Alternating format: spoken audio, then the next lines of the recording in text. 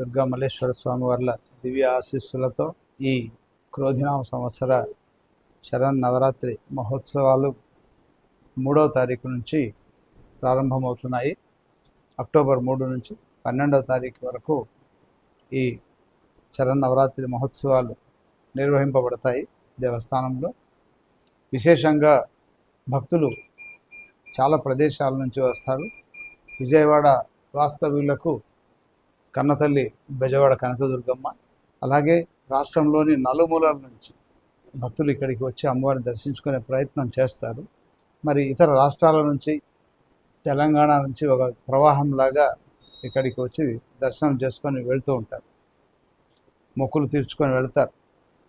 అమ్మవారికి అత్యంత ప్రాధాన్యత ఉన్నటువంటి దసరా ఉత్సవాలలో అమ్మవారి దర్శనం, అందున వివిధ రకాలైనటువంటి అలంకారాలు, 10 రకాల అలంకారాల్లో అమ్మవారిని చూసి అమ్మవారి కరుణకు పాత్రలు కావాలా అని లక్షలాది భక్తులు వచ్చే అవకాశం, దాదాపు 15 లక్షల మంది దాకా రావచ్చని అంచనా వేస్తున్నాం. 13 నుంచి 15 లక్షల మంది దర్శనాలు చేసుకునే అవకాశం ఉంది.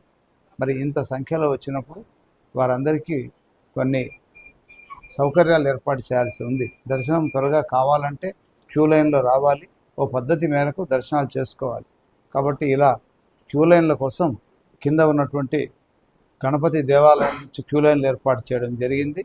పైదాకా ఘాట్ రోడ్లోనే వస్తారు. ఘాట్ రోడ్లో క్యూ లైన్లను ఏర్పాటు చేసి 5 లైన్ల ద్వారా అమ్మవారి దర్శనాన్ని, బహుశా ఏ ఆలయంలోనూ 5 లైన్లతో దర్శనం చేయించడం ఉండదు, కానీ కనకదుర్గ అమ్మవారి ఆలయంలో 5 లైన్లతో అమ్మవారికి దర్శనం జరుగుతుంటుంది, 5 క్యూ లైన్లతో. ఇలాగా ఈ దర్శనాన్ని వీలైనంత సులభంగాను వీలైనంత త్వరగాను దర్శనం ఏర్పాట్లు చేయడానికి దేవస్థానం కృషి చేస్తోంది. ముఖ్యంగా దేవాదాయ శాఖ మాత్యులు శ్రీ ఆనం రామనారాయణ రెడ్డి గారు, అలాగే కమిషనర్ గారు, సెక్రటరీ గారు కూడా శ్రీ సత్యనారాయణ ఐఏఎస్ గారు ఈ ఏర్పాట్లను ప్రాథమికంగా ముందు నుంచి పర్యవేక్షిస్తూ సూచనలు ఇస్తున్నారు.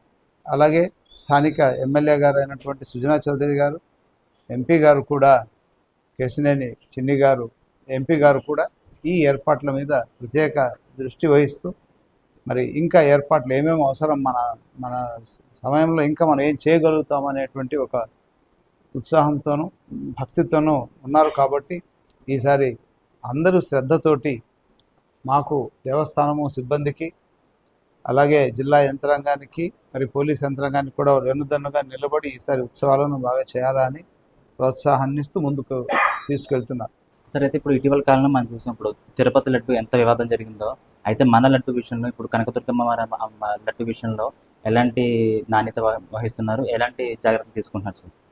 ఇక్కడ అమ్మవారి యొక్క లడ్డు ప్రసాదము చాలా విశేషంగా భక్తులు తీసుకొని వెళ్తారు. ముఖ్యంగా భవానీ దీక్షలప్పుడు అత్యంత అధిక సంఖ్యలో భవానీ దీక్ష పరులు ప్రసాదాలను ఇక్కడ నుంచి తీసుకెళ్తారు.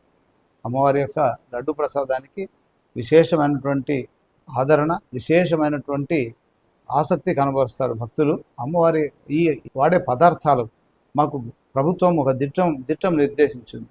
అంటే ఇంగ్రీడియంట్స్ ఇవి ఈ క్వాంటిటీలో ఉండాలని ప్రభుత్వం నిర్దేశించింది. ఆ నిర్దేశం మేరకే మనం తీసుకోవడం జరుగుతుంది. మరి ముఖ్యంగా ఈ ఇతర నెయ్యిని వాడకుండా ఈ కృష్ణా మిల్క్ కోఆపరేటివ్ సొసైటీ ద్వారా తయారు కాబడినటువంటి విజయ నెయ్యిని మాత్రమే ఇక్కడ ఉపయోగిస్తున్నాము. అది అటు రైతులకు, స్థానికంగా ఉన్న రైతులకు లాభదాయకము, అలాగే దేవస్థానానికి కూడా ఒక స్టాండర్డ్ నెయ్యి అని మా పరీక్షల్లో కూడా దీన్ని వాడవచ్చని మనకు రికమెండేషన్స్ ఉన్నాయి.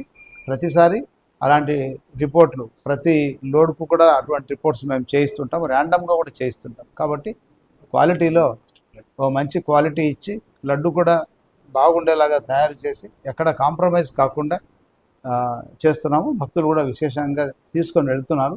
ఈసారి దసరాలో మరీ ముఖ్యంగా లూజ్ ఇస్తే వాళ్లకు కౌంట్ చేసుకోవడం కష్టమవుతుందని ఒక 6 లడ్లను కలిపి ఒక ప్యాక్ ద్వారా చేసి అందించబోతున్నాము. దీనికి కమిషనర్ గారు కూడా అంగీకరించారు, అనుమతించారు. ఇలా 6 లడ్లు ఒక ప్యాకెట్ పెట్టి కావలసిన వాళ్ళకు లూజ్ అడిగినా లూజ్ ఇస్తాం, 1 అడిగినా 2 అడిగినా 3 అడిగినా కూడా ఇచ్చే సౌకర్యం ఉంది. కానీ 6 ఒకసారి ఇస్తే బాగుంటుందనే ఉద్దేశంతో సలహా మేరకు ఇస్తున్నాము. మరి అమ్మవారి యొక్క ఆశీస్సులతో ఈ కార్యక్రమం నిర్విఘ్నంగా జరగాలని ప్రార్థిస్తున్నాం. సరే, అయితే ఇప్పుడు దుర్గగుడి మాస్టర్ ప్లాన్ ఎంతవరకు వచ్చింది? అయితే జరిగే అభివృద్ధి కార్యక్రమాలు ఎంతవరకు జరుగుతున్నాయి, ఎంత ముందుకు వెళ్తున్నాయి సార్? మాస్టర్ ప్లాన్ అనేది ఒక 20-30 సంవత్సరాల దాకా పనికి వచ్చేలాగా తయారు చేసుకుంటారు మాస్టర్ ప్లాన్లో. సో మాస్టర్ ప్లాన్ కోసం ప్రతిపాదనలు అయితే ఏజెన్సీల నుంచి స్వీకరించడం జరిగింది. అదే ప్రకారంగా కొన్ని నమూనాలను కూడా తయారు చేశారు. అందులోని కొన్ని కాంపోనెంట్స్ మాత్రం ఫస్ట్ ఫేజ్లో టేకప్ చేయడం జరిగింది. ఆ ఫస్ట్ ఫేజ్లో టేకప్ మొదలుపెట్టినటువంటివి అన్నప్రసాద భవనం. ఎందుకంటే మనకైనటువంటి అన్నప్రసాద వితరణ భవనం లేదు. అందువల్ల ఒక విశాలమైనటువంటి ఏరియాలో అన్నప్రసాద వితరణను ప్రారంభించుకున్నాము. అది ఒకటి నడుస్తోంది. అలాగే లడ్డు ప్రసాదం తయారీ కూడా ఇప్పుడు బయట చేస్తున్నాం. ఆలయం బయట ఇతర ప్రాంతాల్లో అద్దెకు తీసుకొని దేవాలయాలు మఠాల యొక్క గదులను తీసుకొని అక్కడ చేస్తున్నాం. కాబట్టి దానికోసం ఒక ప్రారంభించాం పనులు మాస్టర్ ప్లాన్లో భాగంగా. అలాగే ఎలివేటెడ్ క్యూ కాంప్లెక్స్ అని పాదచారులకు ఇబ్బంది కలగకుండా షేడ్ ఉండేలాగా వాళ్ళను ఒక క్యూ లైన్లో పైకి తీసుకొచ్చి ర్యాంపు అంటే మెట్ల మార్గం ద్వారా పైకి తీసుకురావడం అనేటువంటిది ఒక కార్యక్రమం నడుస్తోంది. అది ప్రారంభమై 30% దాకా కార్యక్రమం అయింది. ఇంకా మిగతా అవి నిర్వహించబడుతున్నాయి. అలాగే శివాలయం పురాతనం అయిపోయి నిర్మాణాలు చాలా పాతవైపోవడం వల్ల దాన్ని మనం పునర్నిర్మించడం జరిగింది కొత్త రాతి ఉపయోగించి. అది కూడా చాలా అద్భుతంగా వచ్చింది. అదే ప్రకారంగా ఒక మరి ఆలయ మంటపాలు పూజలు చేసుకోవడానికి కూడా ఒకటి నిర్మాణ దశలో ఉంది. ఇలాగా మాస్టర్ ప్లాన్లోని వివిధ కాంపోనెంట్స్ను మనం వివిధ స్థాయిల్లో జరుగుతున్నాయి. త్వరలోనే అవి సంపూర్ణం అవుతాయని భావిస్తున్నాం. సార్, ఇప్పుడు ఇటీవల కాలంలో వర్షాలు కూడా గట్టిగా పడుతున్నాయి. ఎప్పుడు లేనిగా ఇప్పుడు కొండ చర్యలు కూడా విరిగిపడుతున్నాయి సార్. దానికి ఎలాంటి జాగ్రత్తలు తీసుకుంటారు? ఈ కొండ చర్యలు విరిగిపడ్డం ఈ మధ్యన చరిత్రలో చూస్తున్నాము. చాలా సందర్భాల్లో కొండ చర్యలు విరిగిపడ్డం అలాంటి సంఘటనలు ఇక్కడ జరుగుతున్నాయి. ఇతర ఘాట్ రోడ్లు ఉన్న చోట కొండ ప్రాంతాల్లో ఇది కనిపిస్తూ ఉంటాయి ఇలాంటివి. అయినా భక్తుల సంక్షేమం దృష్ట్యా ఎక్స్పర్ట్స్ను నిపుణుల కమిటీని పిలిపించడం జరిగింది. మరి కొండలరావు గారు, రిటైర్డ్ ఈఎన్సీ కొండలరావు గారి యొక్క సారథ్యంలో కమిటీలు విజిట్ చేసి కొన్ని సూచనలు చేశారు. వాటిని పాటిస్తున్నాము. అలాగే Indian institute of rock mechanics అని బెంగళూరులో ఒక సంస్థ ఉంది. వాళ్ళు ఈ రాతి యొక్క నిర్మాణాలు న్యాచురల్గా ఫార్మ్ అయినటువంటి ఈ రాక్ యొక్క స్థితిగతులు వాళ్ళు చెప్పగలుగుతారు. ఇలాగా వాటన్నింటినీ వాళ్ళు కూడా కొన్ని సూచనలు ఇచ్చారు. వాళ్ళ సూచనలు కూడా పాటిస్తున్నాం. ఇలా మెష్ వేస్తున్నాం. తెగిపోయిన మెష్ను ఆ కాంట్రాక్టర్ని పిలిచి దాన్ని పూర్తి చేయిస్తున్నాం. ఇలా సురక్షితంగా ఏర్పాటు చేయడానికి మరి పనులను అతి వేగంగా మనం చేయిస్తున్నాము. ఖచ్చితంగా ఈ రక్షణ వలయంలోనే భక్తులకు దర్శనాలు ఏర్పాటు చేయించడానికి ప్రయత్నిస్తున్నాం.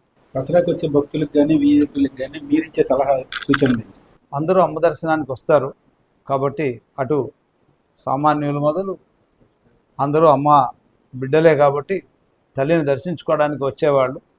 ప్రతి భక్తుడిని మనం ఇతరులను కూడా గౌరవంతోనూ వారికి కూడా దర్శనం కలగాలనే ఉద్దేశంతోనూ మనం ప్రవర్తించాల్సి ఉంటుంది. మరి ప్రోటోకాల్ ద్వారా వచ్చే వాళ్లకు సమయాలను కేటాయించడం జరిగింది. 8 నుంచి 10 దాకా, అలాగే సాయంత్రం 2 నుంచి 4 దాకా. ఈ సమయాల్లో మాత్రమే రావాల్సిందిగాను, మిగతా సమయాలు సామాన్య భక్తులకు ఇవ్వాల్సిందిగాను విజ్ఞప్తి చేస్తున్నాము. అలాగని అంతరాయ దర్శనాలు ఉండవు. దసరాలో అంతరాలయ దర్శనాలు ఏర్పాటు చేసినట్టయితే చాలా సమయం పడుతుంది. క్యూ లైన్లో ఉన్న భక్తులకు అమ్మవారు కనిపించరు, అధిక సంఖ్యలో ఉన్న వాళ్ళకి. కాబట్టి ఆ అంతరాలయ దర్శనాలు ఉండవు. తర్వాత కొంచెం వేగంగా దర్శనం చేసుకొని సమయానికి ఏ సమయం అయితే కేటాయించామో ఆ సమయంలో వచ్చి దర్శనం చేసుకొని వెళ్ళాల్సిందిగా అందరికీ విజ్ఞప్తి చేస్తున్నాం.